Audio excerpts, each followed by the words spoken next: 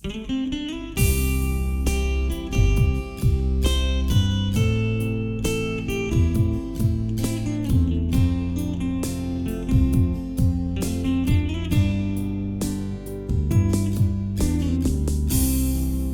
វិតកូ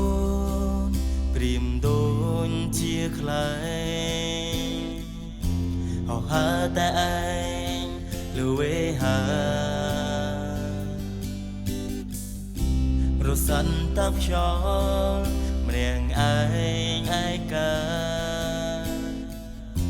មិនដឹងពេលណាដល់គោលដៅនឹងដួងចិត្តខ្ញុំនេះសែនមកសៅបាត់ភៀមក៏ក្ដៅពីគ្រួសាររីឯមិត្តភក្តិក៏លែងត្រូវការដោយសារក៏ជឿព្រះយេស៊ូវខ្ញុំសម្រេចចិត្តតាមទ្រង់ទ្រត្រូវបាត់បង់ក៏កូនព្រមតាមបម្រើព្រះអង្គរៀងរហូតព្រះយេស៊ូវអើយទ្រង់ហើយជាសេចក្តីពិតហើយជាជីវិតនិងជាសេចក្តីសង្គ្រោះព្រះយេស៊ូវអើ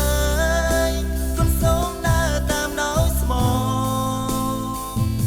គ្រប់ការទាំងអស់គុំសូមថ្វាយជូនដល់ទ្រង់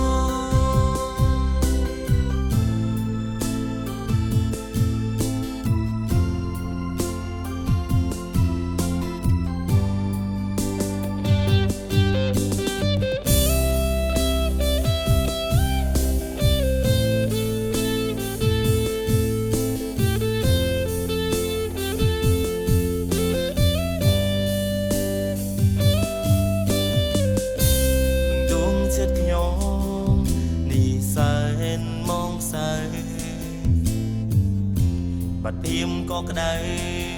ពីគ្រួសាររីឯមិត្តភក្តិក៏លែងត្រូវការដោយសារក៏ជឿព្រះយេស៊ូវខ្ញុំសម្រេចចិត្តតាមទ្រង់ទ្រត្រូវបាត់បង់ក៏កូនព្រមតាមបម្រើព្រះអង្គរៀងរហូ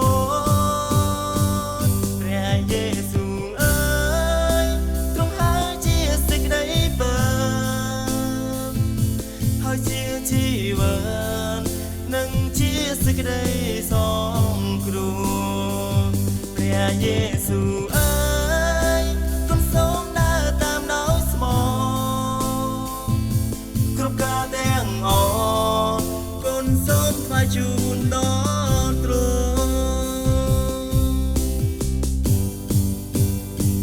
ព្រះយេស៊ូវអើយទ្រង់ហើយជាសេចក្តីពិតហើយជាជីវិតនិងជាសេចក្តីសង្គ្រោះព្រះយេស៊ូវអើយគុំសូមដើរតាមដោយស្មោះ